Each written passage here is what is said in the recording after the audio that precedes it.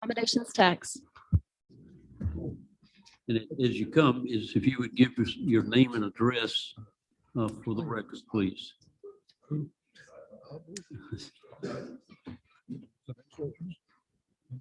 Good evening. My name is TJ Rumler, and I live at 16 Burnett Street. And this is my first time in a council meeting, so I want to say thank you for having me, ladies and gentlemen of the council. Long-term resident of Greenville. I'm here tonight to talk about the ATAX recommendations. I had a chance to look over those this week, and I'm here also as the vice chair for the academic team for Hispanic Alliance, also a longtime social worker and therapist in the area. And I've had the privilege to serve a lot of kids and a lot of families that have benefited from the services from Hispanic Alliance. And I'm very proud to serve alongside those individuals. And when I saw the recommendations that came out today, or this week, I should say, it really hurt my heart because I believe one of the things that we do well here in Greenville is fair process. And that everybody can go through something, and though we might not always agree with the outcome, that we can take pride and take onus in the fact that we went through a fair process and that we were treated equally. And I didn't see that in this. If you vote to take the way the Finance Committee has put out their recommendations. If you go back and look at how these fundings were put out, how they were promoted, and how we were able to apply for these funds, it was very clear that agencies with a certain rating would receive the funding. And if you look back over the original recommendations from the ATAX committee, Hispanic Alliance was recommended to receive $7,500 of this funding, and we received a B rating. Now, we can all debate here tonight, and I'm sure you're going to hear from other people who don't believe for whatever personal reasons that we should receive these funds.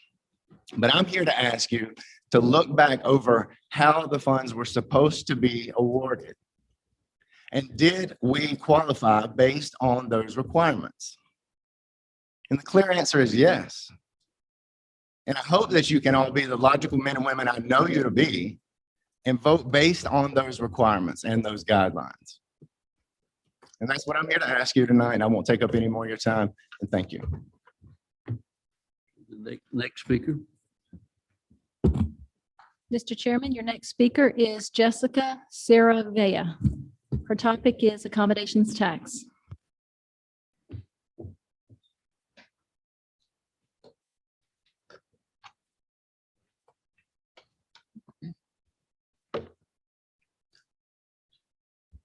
Hello, my name is Jessica Saravia.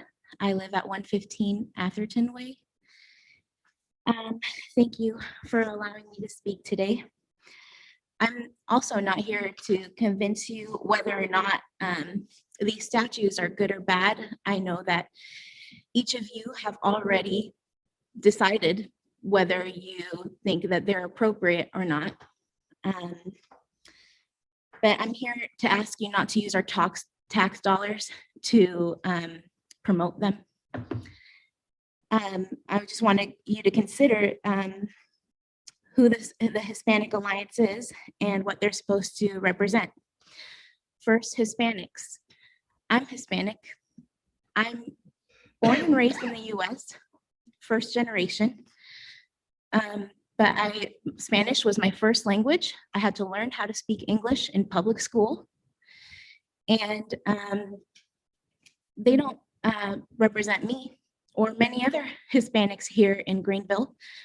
We've spoken with Hispanic churches, and people of those churches were shocked that these statutes were put up.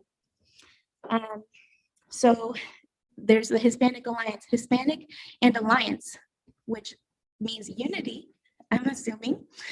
And obviously, this has not brought unity to Greenville County. So, and I want you to consider the board of directors of the Hispanic Alliance. They have a city council member in it and members of businesses like Michelin and Bon Secours and Furman, who are the businesses that supported these statutes to go up. But that's just Hispanics, you know, and then the Hispanic Alliance. But also, please consider the Christians who live here in Greenville. Luke 11, it says, your eye is the lamp of your body. When your eye is healthy, your whole body is full of light, but when it is bad, your body is full of darkness. Therefore, be careful lest the light in you be darkness. There are Christians here who take that seriously. And I'm asking you not to use our tax dollars to fund this atrocity. There have been so many different things that the Hispanic Alliance have brought up that brought unity to Hispanics with this city and county. And this was a bad idea. So thank you.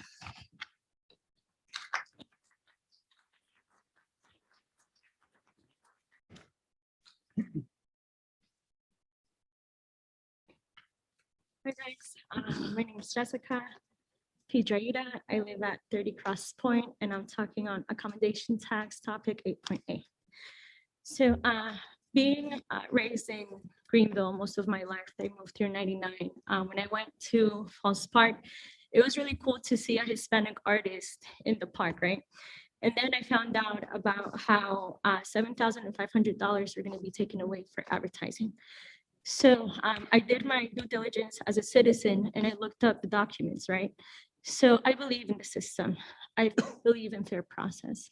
And when I saw that people wouldn't qualify and organizations wouldn't qualify for D rating, I looked up the Hispanic Alliance. They have a B rating, right? And they checked all the boxes. When you look at the document that was put out for tax allocation back in 2011, one of the things that one of the requirements was for advertising and media advertising, right? And then the Hispanic Alliance checked that box. One of the things on the thing was unique, something that provides uniqueness, identity to the county. It promotes tourism, and I feel like this is what the statues are doing. And I do believe in fair process. And I do agree that some people don't have the same ideas towards art. Like I love art. I love visiting museums. It's like so cool. But I think that although nobody agrees, the majority, if you look at the petitions, is 1,000, if the news are correct, is 1,000 against 6,000. Against 6,000 signatures for. So I believe that if the system is just, if things are supposed to work fair for everybody, we should look into the Hispanic Alliance and the rating, and they were eligible. So that's all I ask from you guys. Just please, for those that believe that the system is fair for everybody, the Hispanic Alliance check all the boxes. Although all of us don't have the same views about art, like that's subject to taste, it's individual, like it's subjective, it's not objective. But I do believe that the process is objective and it should apply to everybody equally. If they check the boxes, just please reconsider your decision. Just because I love Greenville, it gave me so many opportunities as an immigrant. And I do think it represents the Hispanic community. It does create unity. It does promote Greenville as being like a cute little weekend spot for everybody to come visit. So I encourage you guys just to double think your decision. We have faith in the county council. So that's it. So thank you guys.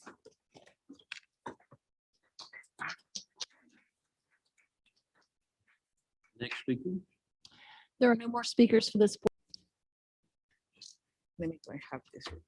Okay, so bottom line is to say that I really don't understand how the money is being divided by the Hispanic Council and all the stuff.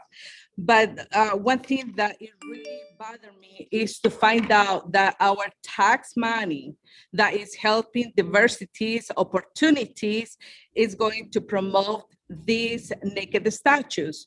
And I was doing a research to see what will be or what is it in the law of South Carolina about indecent exposure. And I would say this, that if any of you gentlemen or maybe women would like to be in the city naked, with exposing the way how the statues are, probably you're gonna be in jail. So these statues cannot be arrested and they cannot run away. And I do not appreciate that my tax money that I give to the county, it will go in to promote these statues. clearly this has been a controversial item, so I appreciate that we'll have just a few moments to speak to it. And I just want to say, I appreciate that several of the speakers talked about sort of the process around ATAX. So I want to just clarify for some folks, I know we've got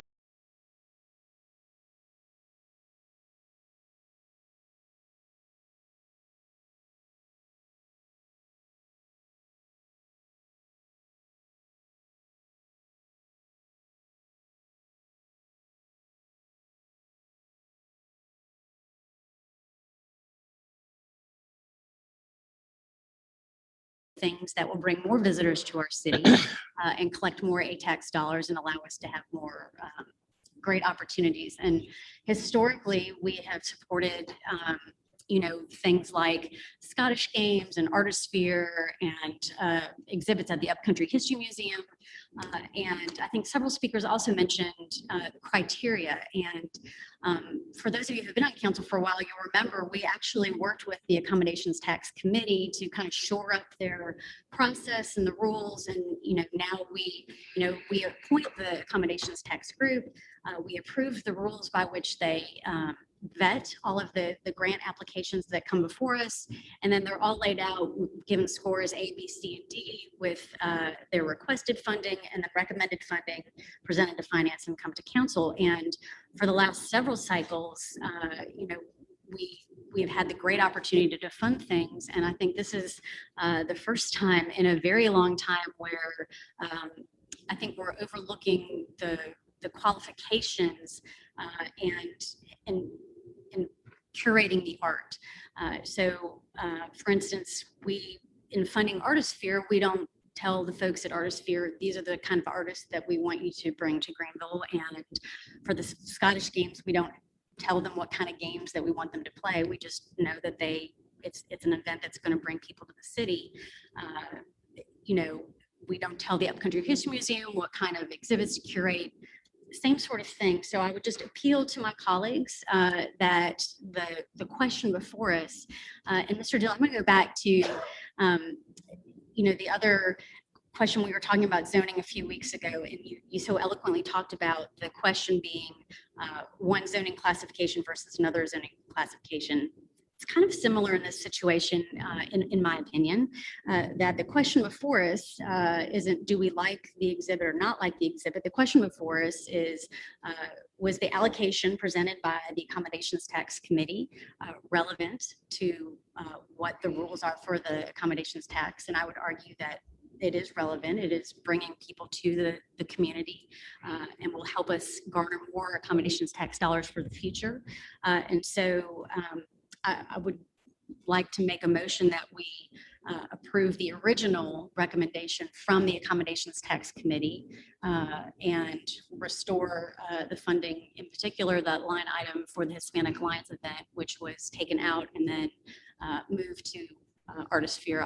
My motion is that we would actually approve just the original presentation from the Accommodations Tax Committee. Mr.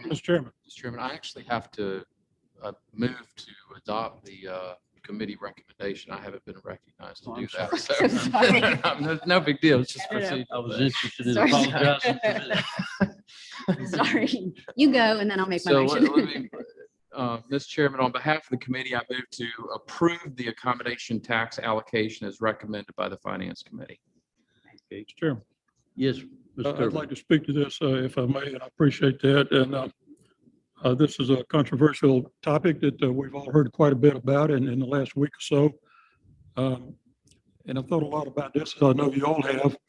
But pertaining to this item, if you like the Second Amendment to the U.S. Constitution, you should also like the First Amendment to the Constitution. Let me explain a little bit. We each have our personal preferences about many things, but county council should not be in the business of deciding a policy of which expressions of creativity are good and which are bad within a reasonably broad range. There is a misconception about the source of the grant funds. These funds, people say, don't spend my tax dollars on this. I'm not sure they quite understand. These funds come from a tax on hotel room rentals. None of the money comes from the county's general fund tax revenue. The South Carolina General Assembly approved the hotel room tax many years ago at the request of the hotel and hospitality industry. This year, the grants totaling $308,242 were recommended by the ATAX Advisory Committee for 18 local nonprofit organizations, and the amount ranges from a high of $63,750 to a low of $2,500. South Carolina law requires that members of the Accommodations Tax Advisory Committee objectively represent the hotel and travel industry in making their grant recommendations. In fact, the law stipulates that certain people from that industry actually be appointed to that committee that have an interest in furthering the goals of the hotel and travel industry.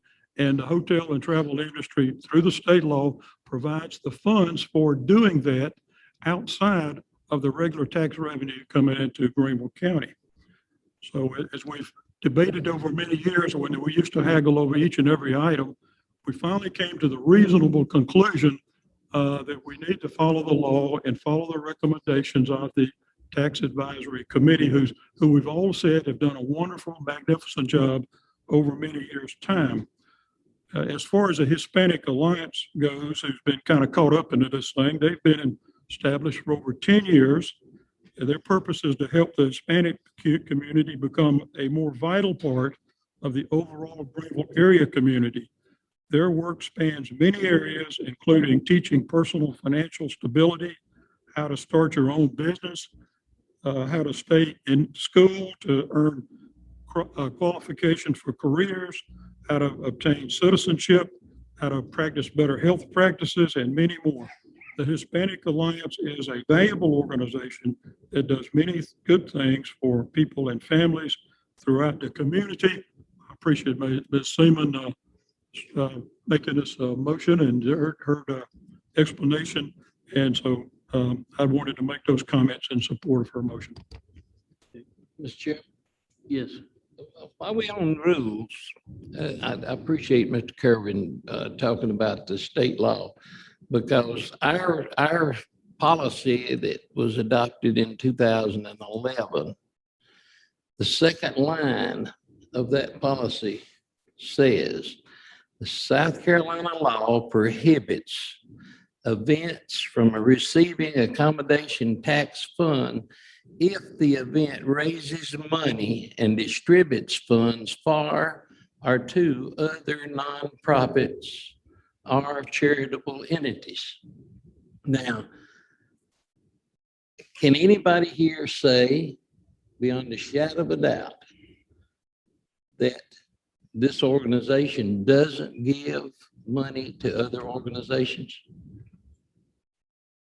I mean, it doesn't matter to me about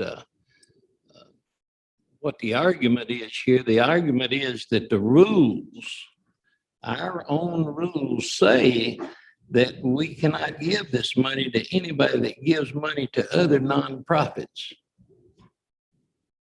And that's one of the state laws that governs. I mean, Mr. Kerwin was discussing that just a few minutes ago. So I'm at the point right now, Ms. Seaman, that I don't know that we don't need to hold this on the floor and we get a logical breakout on every one of these groups that money's being allocated to. Because see, right now, all these groups, when I look down there before the Finance Committee at every one of the groups that didn't get any money, these are groups that are struggling, trying to stay afloat. They're trying to get started back up. And they could have used a few dollars from this group. And they don't give money to somebody else. So I make that motion that I will amend the motion to hold it on the floor till we get a better grasp on what these people do. Now, this doesn't say that you don't give this money that we're giving, like the $7,500. It doesn't say that you can't give that money. It says that you can't give any money to a nonprofit or to a charitable entity. Mr. Chairman, happy to. Ms. Seaman? So I can say without a shadow of a doubt that the Hispanic Alliance does not give money to other nonprofits. Happy to keep it on the floor if that's the will of this body. My concern being, we may peel the onion back to find something that we don't like, meaning other major events that we have supported over the past. I do believe give out some small grants from money that they raise from their events. Well, do we want to Including scab Scottish this? Games and potentially Artisphere, both do those. So Do we want to scrap this route, this policy? well, I don't know. I mean, I would hate for us to not fund some major events just because they do have a grant component at the end. But I don't know. My motion is to restore the original request. So, but his motion to hold, I think, probably takes precedence over my motion. Mr. Fan? Thank you, Mr. Chairman. This, the Hispanic Alliance does a good job, and they have been drawn into the middle of this probably unnecessarily and unfairly. This issue, we've gotten emails on top of emails. IT probably is going to have to clear out our inboxes. We've gotten so many emails. This issue has caused us as council members to become somewhat contentious with each other, which is not good either, considering we all have to work together. I think we want what's in the best interest of our community and the community's future. I'm hesitant to agree with Mr. Deal. I would probably end up in the emergency room because I can't remember agreeing with him on anything. But I think really, ladies, gentlemen, we should put this on hold. Just hold it right here on the floor. Give us some time to talk to each other a little more. Give us some time to talk to our legal folks and come up with something reasonable that we can all live with. Tonight has been quite contentious. Let's not add to it. Let's hold this on the floor, talk a little bit, and come up with a general consensus that everybody can live with. That's just be my suggestion. Mr. Deal, I'm going to agree with you for the first time this year, and it might be the last this year. Thank you. So you have amended, Ms. Seaman? Well, just, I think straight up motion to hold trumps my motion to amend. So the motion on the floor is to Okay, hold. yeah. All right, so the motion is to hold. All right, any other comments or questions on this? That's till the next meeting. Till the next meeting, all right. All right, all in favor, say aye. Aye. All opposed? No. Okay, then it will be held on the floor until the next meeting. All right.